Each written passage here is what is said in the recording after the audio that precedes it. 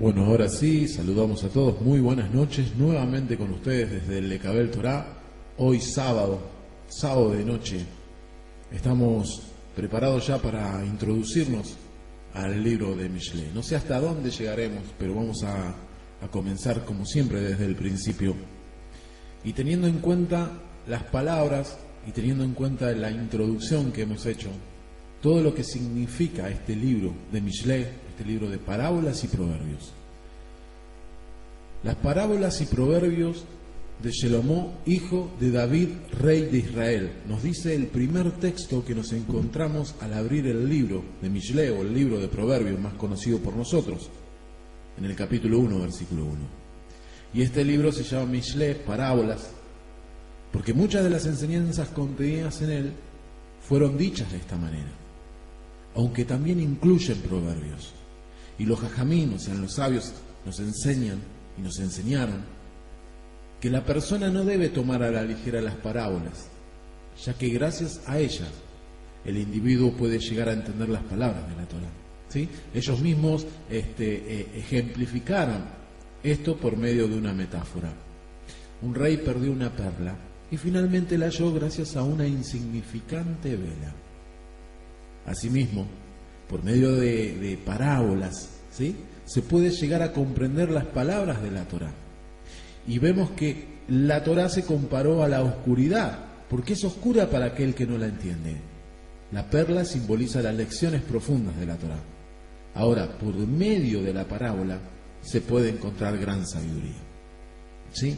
Por eso muchos rebbe, o a veces cuando nosotros encontramos historias, muchas aquí en Lecabel Torá hemos contado varias parábolas, historias de reyes, tienen que ver con eso. Tienen que ver que cada historia nos deja una enseñanza muy profunda que nos da, digamos, el sentido a poder pensar de determinadas cuestiones y nos ayudan a seguir en este viaje, en este camino espiritual. No son cuentitos, son historias que tienen una profunda enseñanza. Muchos libros nos hablan de historia, de enseñanzas, de contenido, para que nosotros podamos profundizar sobre esto. ¿Sí? Entonces, el libro de Mishlei, ¿sí?, comienza con la letra Mem, cuya gematría es 40. ¿Sí? La letra Mem, el valor numérico de esta letra es 40. Pero esta tiene un tamaño mayor a las de las demás letras. Cada vez que veamos el alefato, si usted tiene la oportunidad de verlo, vea lo que es la letra Mem. Entonces, dijimos que Mem vale 40 y que tiene un mayor tamaño al de las demás letras. Eso nos enseña que Shelomó, Melech, o sea, el rey Salomón, ayunó 40 días para lograr la sabiduría de la Torá, asimilándose a Moshe Rabbeinu, que estuvo 40 días en el monte de Sinaí para recibir la Torá.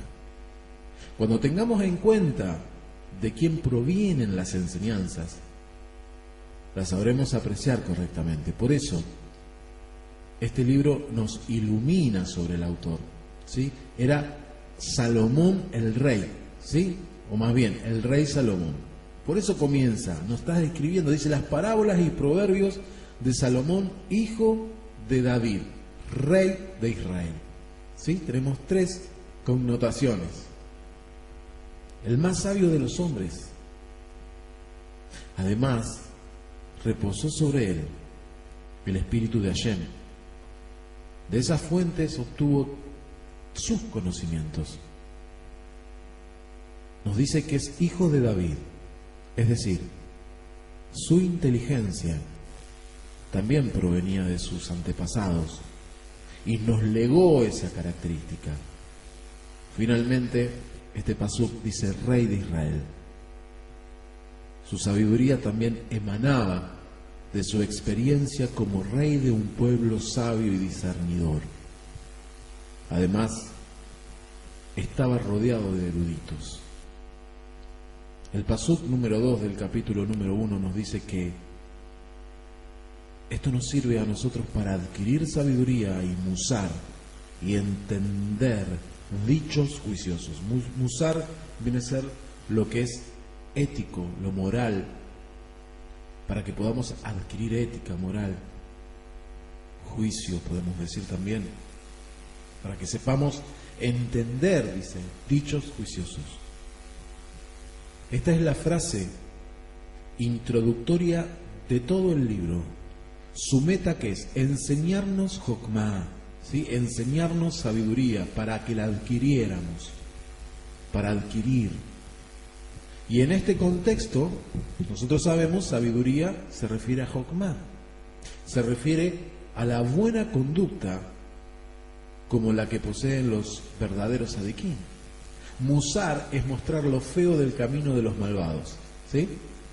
Cuando escribió el rey Salomón, entender dichos juiciosos, quiso decir que la persona debe reflexionar de lo que aprendió de los demás y así volverse como un manantial que siempre fluye. Además, este libro nos da dos beneficios. El primero, la profundización en el conocimiento, ¿sí? En el dad, ¿sí? Profundizar. El segundo es que nos ayuda a saber cómo dominar nuestros instintos. Para este fin nos dio consejos prácticos. Y también esta obra nos ayuda a entender las palabras que están escritas en la Torá. El versículo 3 dice, para aprender un musar sabio, ¿sí? Una ética sabia, piedad, justicia y rectitud. Podemos explicar que, a pesar que, digamos, de que la persona debe aprender musar, no debe ser de manera tonta, porque aquí nos dice para aprender un musar sabio, ¿sí? O sea, no de manera tonta, sino sabiamente. Por ejemplo, si un amigo le pide a otro un favor, el musar lo obligaría a acceder, pero el musar sabio determina que si realizar este favor resultara en una tontería, entonces la persona debería abstenerse. Por ejemplo, si un Cohen se encuentra, digamos, un objeto perdido en un cementerio donde no puede entrar, entonces la Torá lo exime de cumplir la mitzvah de regresar lo perdido. Similarmente, si le piden un favor que no es de su honor, debe negarse. Sedek, ¿sí? Que es la palabra que traducimos aquí como piedad, significa ir más allá de las exigencias de la ley.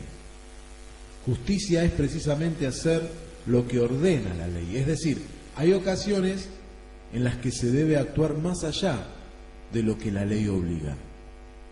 Rectitud quiere decir conducirse con integridad y según los dictámenes del intelecto.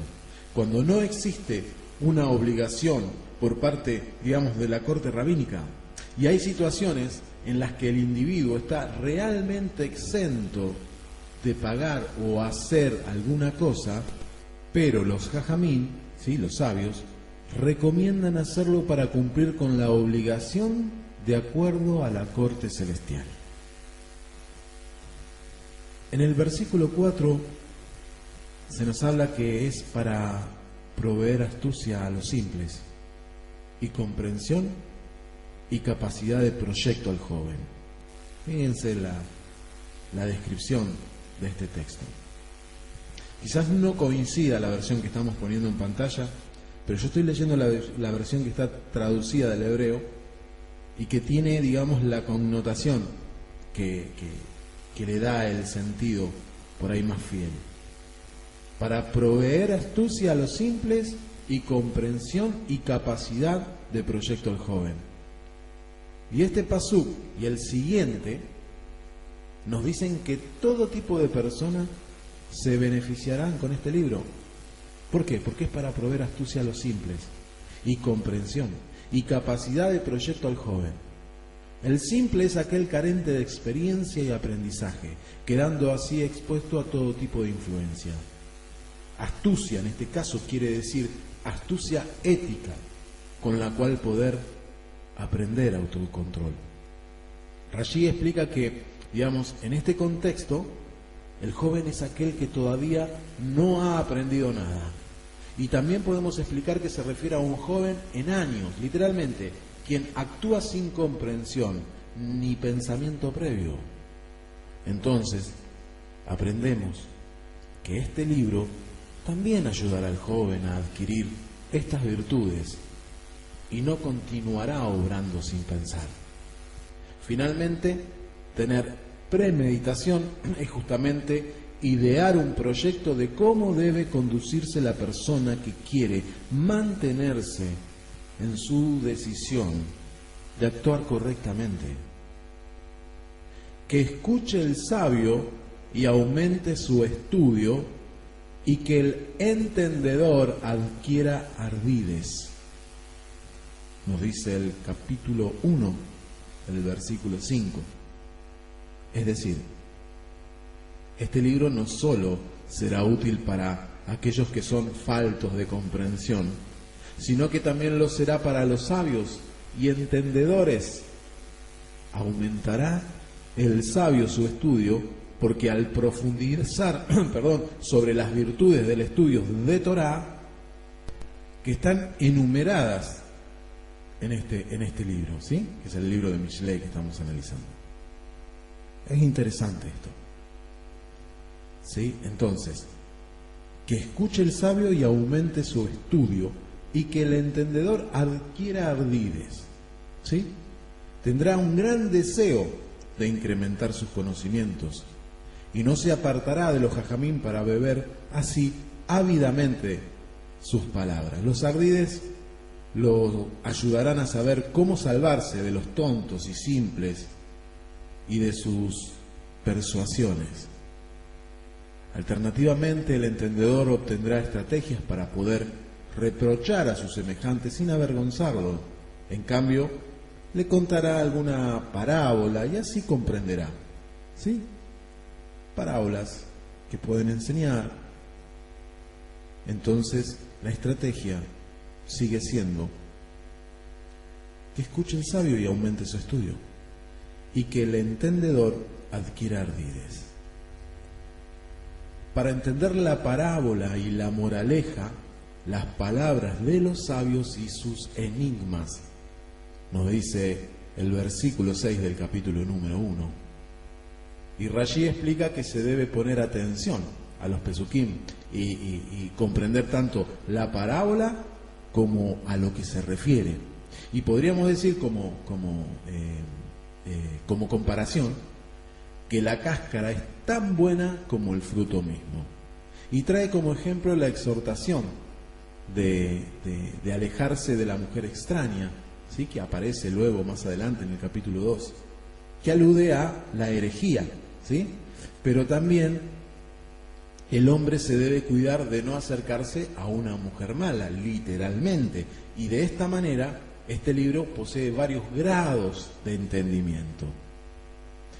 El Mean Loebs comenta que, digamos, gracias al estudio de este libro, el sabio entenderá las palabras de la Torá que contienen secretos encubiertos en sus versículos. También comprenderá las enseñanzas enigmáticas de los jajamín. La Torá escrita es denominada con la palabra parábola, porque es como una ropa, ¿sí? Es como una ropa y está siempre como que se percibe, pero es en realidad una prenda que oculta algo profundo. La moraleja son las palabras de los jajamín que no son entendibles a primera vista, ¿sí? Es como vemos el peyat, ¿sí? Lo literal. Y con este pasuk concluye la introducción a la obra explicando quién la escribió y con qué finalidad, ¿sí? La palabra Melditzá fue traducida como moraleja basándonos en el libro que se llama A Carmel de Malvin, ¿sí? Moraleja. El temor a Hashem es el comienzo de la comprensión. Los escépticos desprecian la sabiduría y el musar. Este es el versículo número 7 del libro que estamos hoy abriendo, en Le Kabel Torah, del capítulo número 1 de Mishle, o parábolas o proverbios. Fíjese ahora cómo es que comienza el libro, a pesar de que hemos pasado ya 6 versículos, pero en el 7º versículo, en el 7º pasuk, encontramos que ya empieza a manifestarse algo de aquello que venimos, digamos, analizando al principio. Primero es toda una introducción, nos muestra quién es, quién lo escribe, para qué sirve. Pero ahora este pasuk nos dice que el temor a Hashem ahí empieza ya, digamos, a mostrarnos, a enseñarnos, a que podamos comprender, a entender, ¿sí?, que el temor a Hashem es el comienzo de la comprensión. Y los escépticos desprecian la sabiduría y el musar. Entonces Rashi aclara que este es el primer pasuk del libro, ya que lo anterior fue un prefacio, ¿sí?, como mencionamos. Temor a Hashem significa conocer en lo posible a Hashem. Y como resultado de este conocimiento, subyugarnos a Él. Y este es precisamente el principio de toda sabiduría, conocerlo. Y conocerlo es temer a Hashem. El temor a Hashem, digamos, y hemos hecho varios audios de esto, ¿no?, pero es la base para la sabiduría de la Torá. Si este es débil, una pequeña duda tirará abajo la emuná. Y esto es comparable a las bases, ¿sí?, a los cimientos de un edificio. Si este es frágil, la construcción no se mantendrá. Y es precisamente el temor a Hashem el comienzo de la obtención de la comprensión, porque es ilógico que la persona pueda, digamos, conseguir Jogma mientras está atrapada en la red de las malas cualidades. El escéptico es aquel que pone en duda el conocimiento y el temor a Hashem y desprecia la sabiduría y el musar, ¿sí? Aquel que duda desprecia la sabiduría, porque sabe que no podrá alcanzarla, como aquel que no tiene la posibilidad de comprar carne y entonces dice que está podrida. Y según esta explicación, podemos traducir Evilim como tontos en vez de escépticos, como lo hizo el Rab Hirsch. El rey Salomón nos insta a no pensar que las metáforas y los proverbios sabios se entenderán en un principio, sino más bien después de un estudio constante y un repaso fijo. Esto es con el fin de no abandonar el estudio por decepción después de un plazo corto. Musar se traduce como disciplina, ¿sí?, en este caso. Escucha, mi hijo, el musar de tu padre, y no abandones la Torá de tu madre. Escuchen esto. Qué distinta es la versión, ¿no?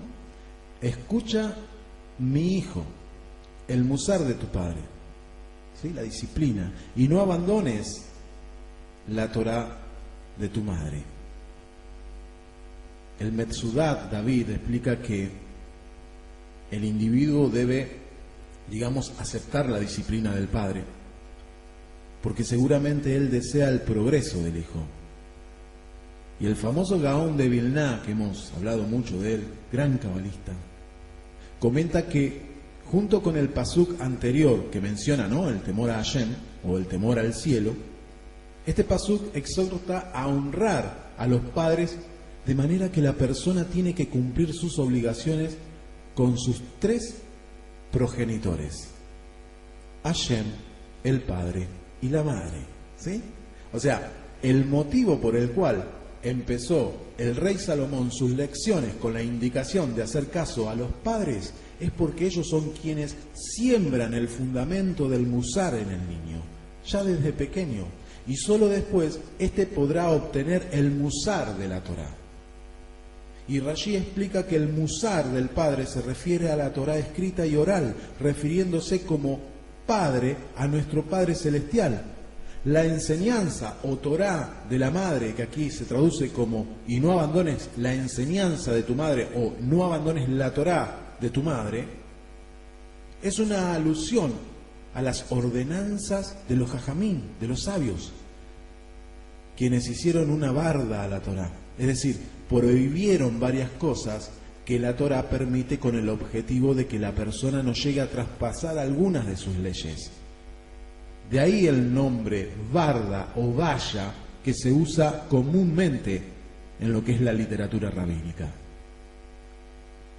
Vamos a pasar al texto del capítulo número 1, al pasuk número 9, que nos dice: porque son un acompañamiento de gracia para tu cabeza y cadenas para tu cuello.